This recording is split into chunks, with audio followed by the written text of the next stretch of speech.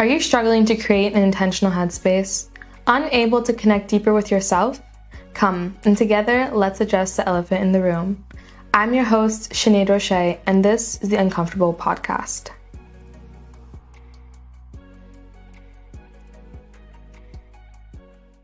So, as we grow up, and even, in our childhoods, we have these little arguments, we have these little discussions where we're not 100% happy with what's going on with another person, between, ourselves and the person.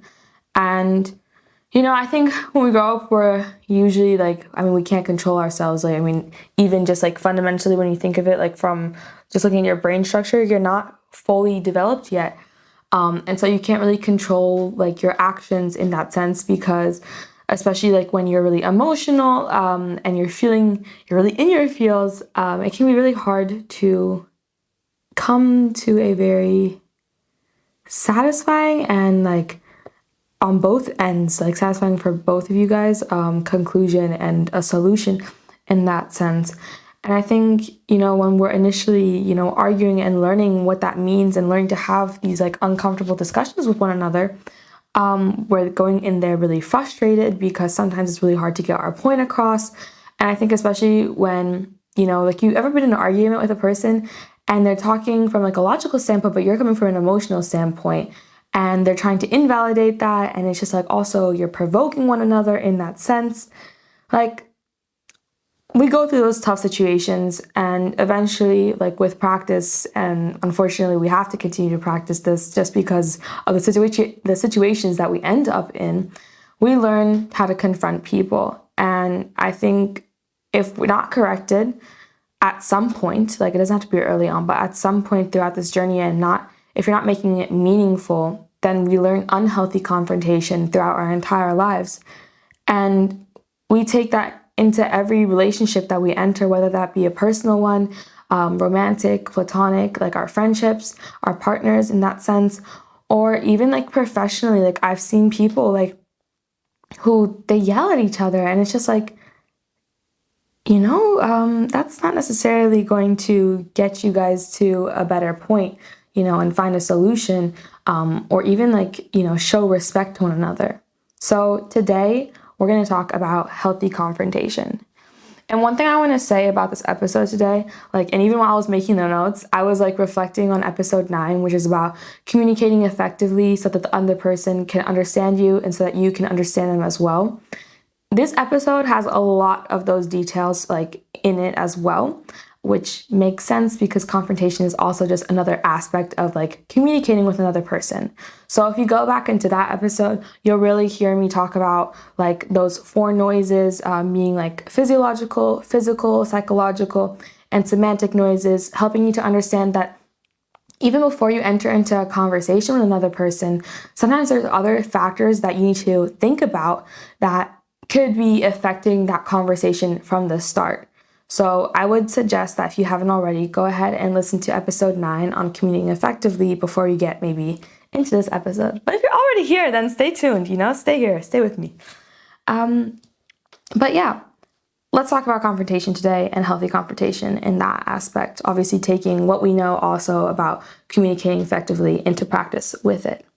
So when I think about confrontation and I think about healthy confrontation, I think about bringing up an issue to someone in an effective way, allowing space for both your reasons and emotions. And the reason why I say reasons and emotions, because I think a lot of times, especially when in those personal conflicts, you'll get into those arguments of you can justify, you might be the one who's confronting, say for example, right? Because the other person hurt you. And they can justify with their reason and logic of their actions, right? But at the same time, that's kind of invalidating your emotions with it. And they're not really hearing you out on what you're actually trying to say to them. And so when I think about a healthy confrontation, I think about space for both of those and time and place for both of those. And as I was researching for this episode, I found that there are 5 different confrontation styles, and there's probably different, other methods as well and other ways to categorize them. But the ones that I found include competitive, I found collaborating, I found compromising, I found avoiding, and I found accommodating. And today we want to focus on collaborating in both an assertive and cooperative way. And so that is a win-win solution that completely satisfies the concerns of both individuals involved. And I think there are also different types of conversations, sorry, not conversations, but different types of confrontations, ones that are leading to a solution in a really tangible manner, as in like, okay, what's the next action that we take? And then there's those confrontations like where it is about emotions, where it is about justification of that. And I think you're going to find those in, I think, every single relationship that you have, but you'll definitely, for sure, find more of those emotions and reason in that sense.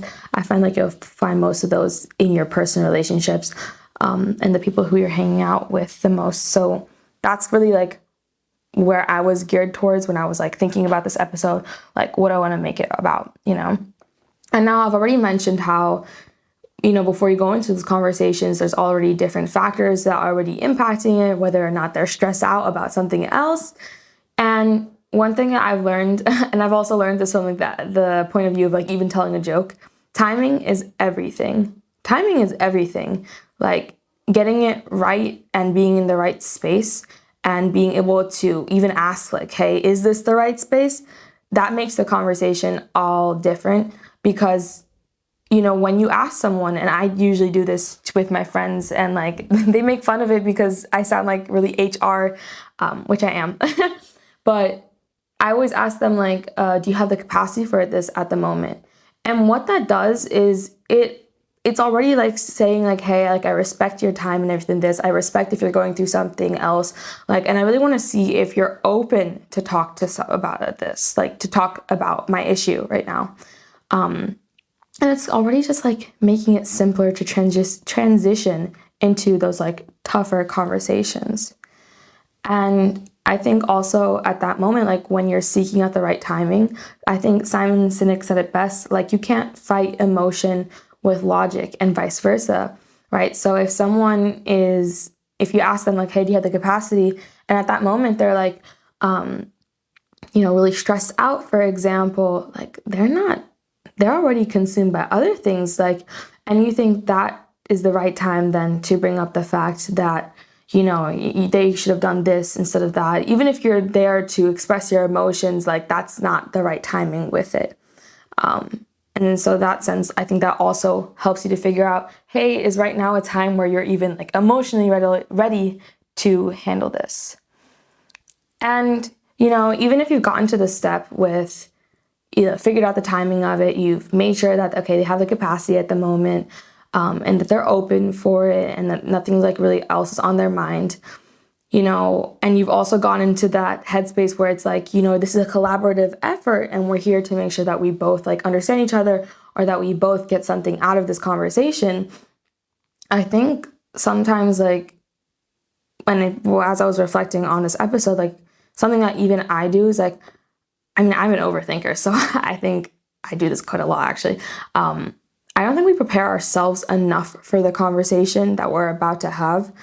And that could be like anything from like we're still anxious about that conversation, so we go in there with a lot of anxiety, just ready to get over with, or we go there at the last minute possible because at that point like our anxiety has like crossed us. So like we're not also like reflecting a lot about our own selves. Like, are we really in the headspace for this conversation as well?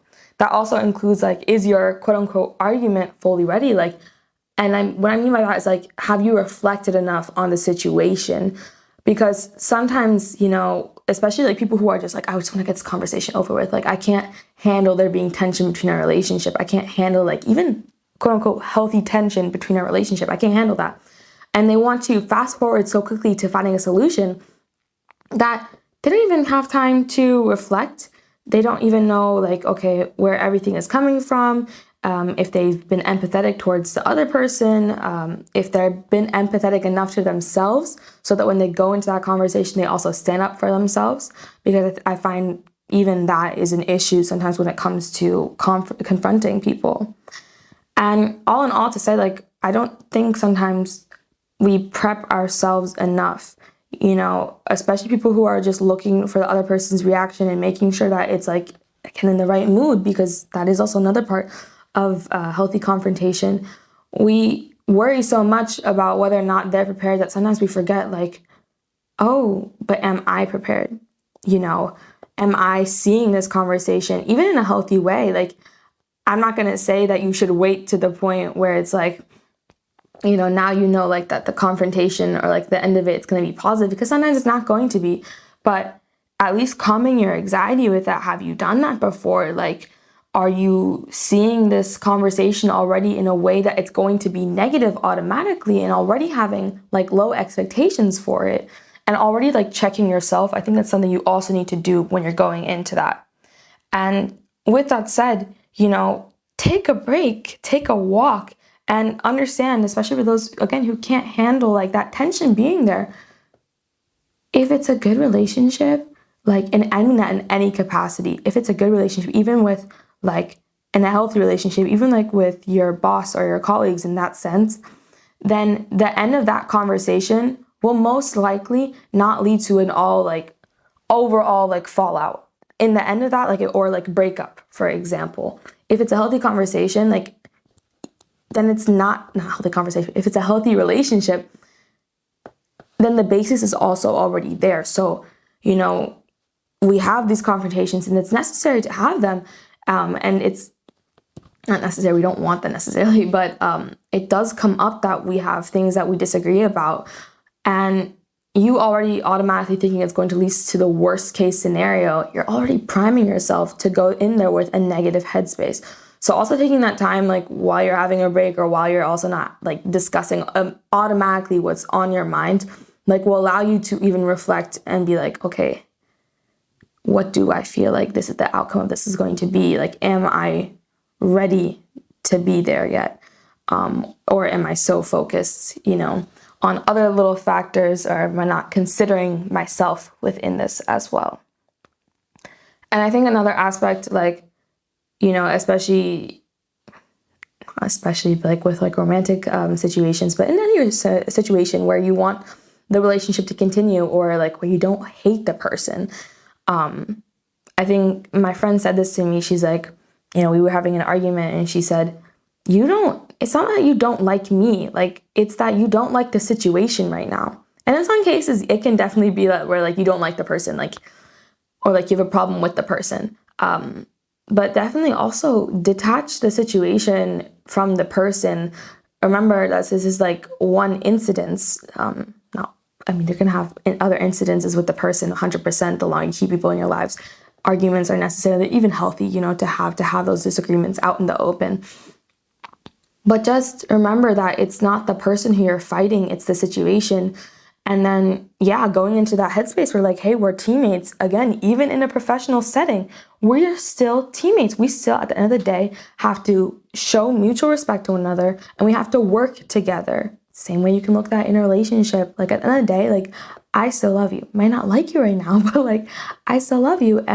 But I also know that like, I just don't like the situation that we're in right now. So let's work through this together. And so, as I've mentioned, there's so much that we can look at from the other person. Like, are they ready for us to be going into this confrontation? But also just looking at ourselves, how are we framing it in our minds? Are we focused on our emotions with this? Are we taking our emotions fully in with us or not? Are we standing up for ourselves also in those confrontations?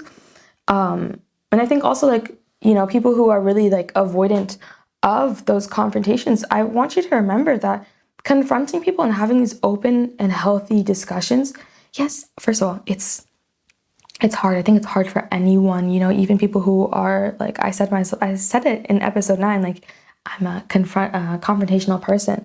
It's even hard then. But you just get better at it. You get used to it and used to practicing it, because the longer you avoid it as well, you can't escape this. And then, when it gets to that point, you're just always avoiding it. And like, you're kind of just, that's another form of just you not showing up for yourself, and not showing yourself that you love yourself. Because when you are able to tell another person, hey, I didn't like how what you said made me feel like this. I didn't, appreciate you doing this. Or even like standing up for yourself in those meetings where it's like, hey, I actually have this idea. that's you showing up for yourself, and you're telling yourself in that sense, like, hey, I deserve to be heard. My opinions, my emotions, they are very much valid, and they deserve the space to be heard, in the room to be heard. So yeah, we don't want to have confrontations because it creates tension. But how is that, how do we look at ourselves then? Do we love ourselves then? Like, when we're avoiding those confrontations, do we think we're making the situation, quote unquote, easier? And another aspect of why confrontations are really important to have is that people cannot read your mind. People cannot read your mind. And I've seen myself, like, when I haven't confronted a person, I don't know, like, after the incidents has happened a couple times where just like, it's something that I don't appreciate it's happening, I become really petty, and I've also seen it like in other cases where people if you don't speak up like enough, especially early in the beginning, like, and then all of a sudden, like, there's just one day, like, you're just gonna snap from it, and it's gonna be like, but the other person's just like, I didn't know that you felt this way. And that makes sense because you didn't tell them that you felt this way. So also set your relationships up to succeed in that way so that you can, quote unquote, correct. I've been saying quote unquote a lot during this episode, but so that you can correct them in a sense and, like, at least tell them, hey, I don't like this early on so that they don't keep doing it. Because how would they know that you don't appreciate something? Before you say read the body language, that's not what someone who's looking to be a good communicator would do. We're not going to do that. We're going to make it easy for people to understand us because we want people to make it easy for us to understand them as well. This isn't just, it's mutual. It's about cooperating with one another, and it's about building on our relationships. And again, also building up on our self-love and how we see ourselves. Do we deserve, like, to have our voices heard? And the answer to that is yes. Yes, we do. And now, with all this said, coming to the end of this episode, first of all, thank you guys so much for tuning in. I'll probably say that at the end as well, but who cares?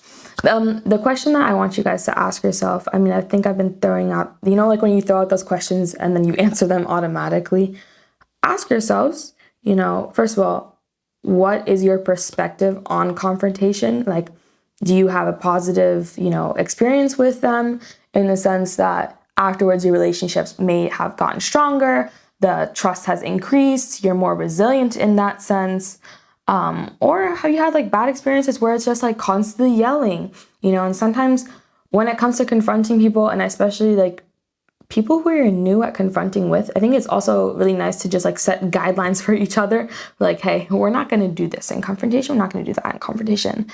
But just confront what your perspective is on confrontation, because you could already like be avoiding it because you have such negative experiences, or you could be doing it completely in a way that's also just like disregarding respect for the other person or even for yourself in that matter.